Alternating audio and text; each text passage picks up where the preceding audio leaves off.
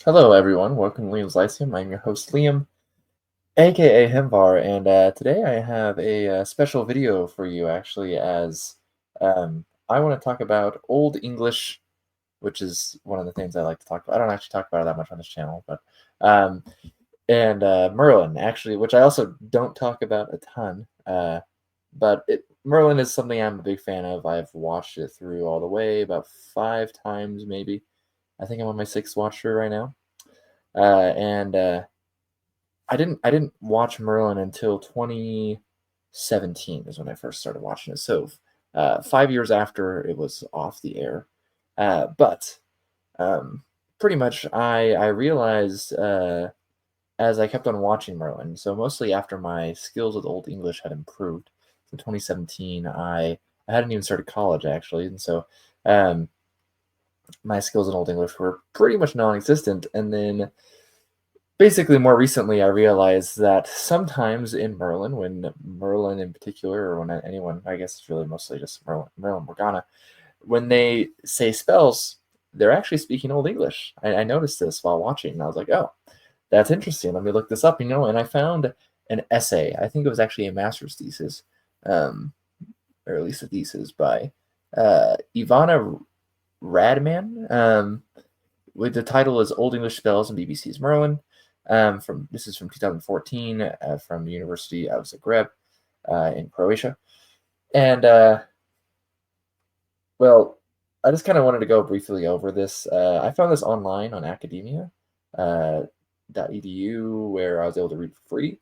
I can't remember if you need to be logged in to do that or not. The accounts are free, so um, if anyone is interested in this, and since I like Old English and I like Merlin, it made sense for me to look at this. And so I don't have a ton to share about it actually, because it goes over mostly grammatical stuff, which I don't feel like I need to get in the nitty gritty here of the grammar. Ivana Rodman does a really good job of going over it actually, and to the point where it's probably not going to be super entertaining for someone who doesn't speak Old English, but maybe someone who's a big fan of Merlin might find it entertaining. I think the essay in and of itself is pretty informative, actually. And so we get a brief introduction, and then of kind of like Merlin, and we get an introduction to Old English. This was actually all stuff I was pretty familiar with, but the Old English stuff actually really prefaces the Merlin information. Um, but I think this helps for people who are not familiar with the language, right? Um, it does actually end, this introduction does end with a line that is something I didn't know. It actually has a useful information. As Old English was estimated to contain 24,000 different lexical items. However, 85% are no longer used. So saying that 85% of the lexicon of Old English is no longer used by modern English, which, I could have made a guesstimation of that, but I probably wouldn't have put it that high. I would put it high, but not that high. We still use a lot of grammatical words that are leftovers from Old English. Still, I mean, our language is descended from Old English rather than say like Latin, so it's grammatically there.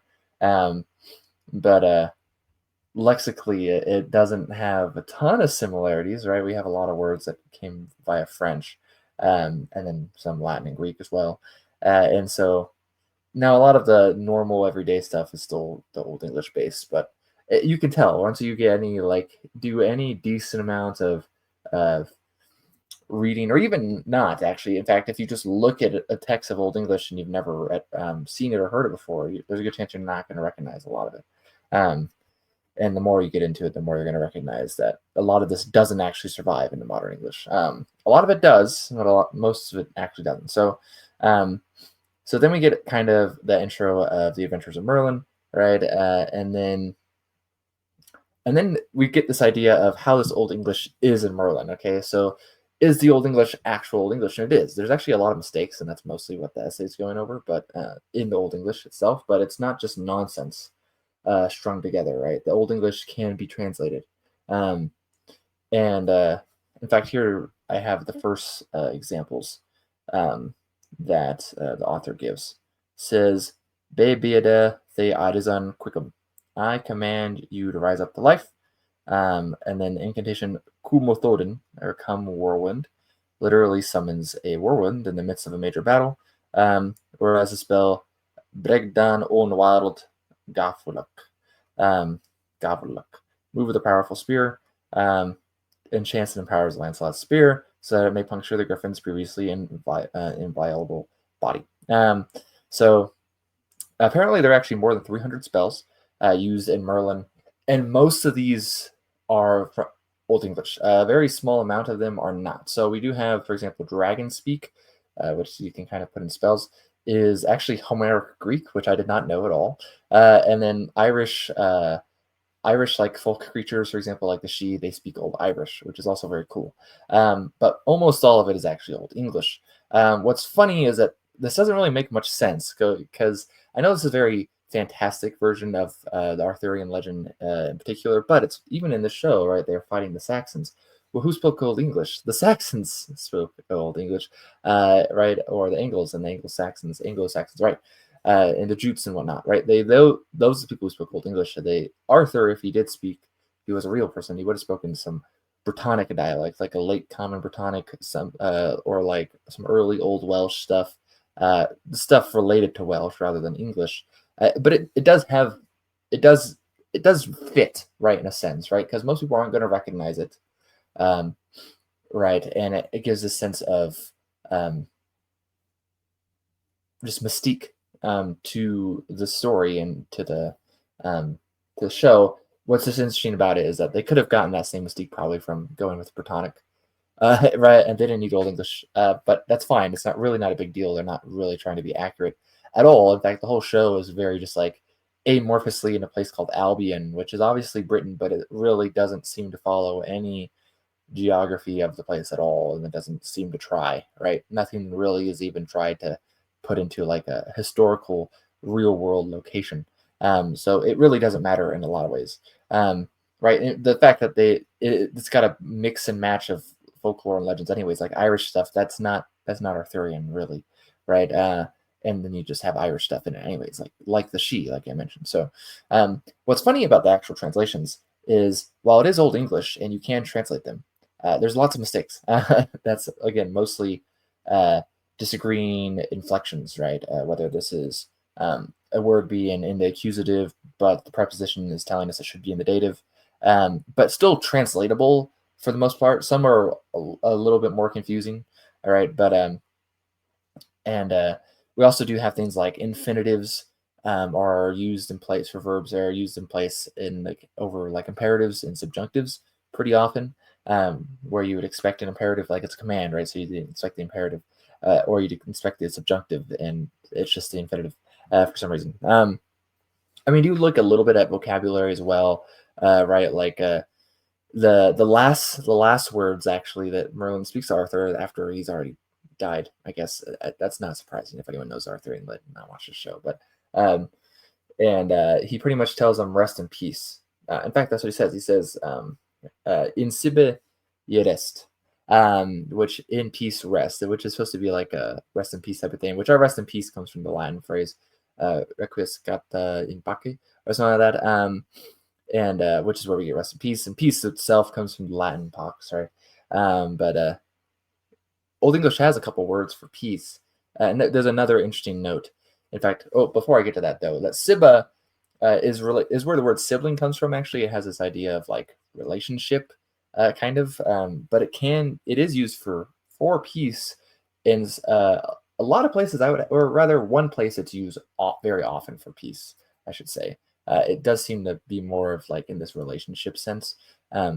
But in Alfred's homilies, and that's actually mentioned in this, and I'm doing a project with Alfred's homilies, and this is where again, every time Siba has popped up so far and I've seen it, it's been for peace, like peace be unto you, like type of thing. Like when quoting scriptures that everyone knows, right, and the word is peace, he uses Siba, right, or Sib, I guess, in just a nominative. But but there's another interesting note here, though. Speaking of words, the fact that Sib is not the normal word for peace, and it doesn't normally even mean peace in Old English. But the author says a very interesting analysis offered by a fan, Linda, has found Sib to have been used by Bede in his ecclesiastical history and in Lachaman's Brut to refer to the peace that comes after war, when two sides have finally reconciled. Unless I'm misremembering, though, Bede Bede didn't write in Old English. There is a version of Bede's ecclesiastical history in Old English, but that would have been a later version.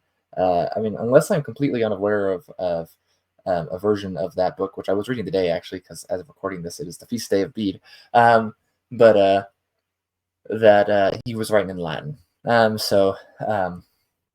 Anyways, it also put forth a comparison with the Old English noun frith, which means peace, freedom from molestation, security guaranteed by law to those under special protection. Example, that of the church, peace as opposed to strife or discord.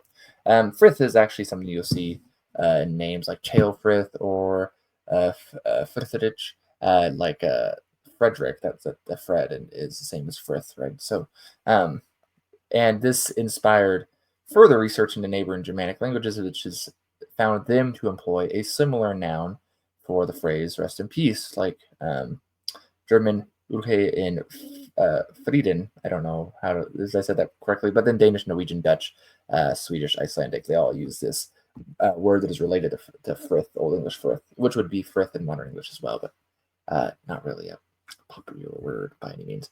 And so that was an interesting note.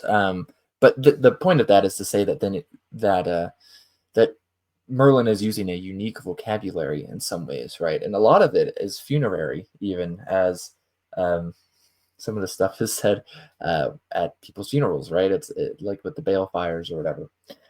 So also we do get like briefly a look at like modern kennings, right? For example, one spell that Gaius actually cast, he says Saul Duru, which it kind of means like soul gates in this case, and literally means soul door. Saul is soul and Duru is door. And so that's an interesting kenning, right? That's like a compound, I guess, which is not from Old English. And then also there's points in the show where it's literally taken from literature. Like we have quotes from Beowulf, from Dream of the Rood, and so forth, right? So it's interesting that it's just fun to be able to see the Old English in use.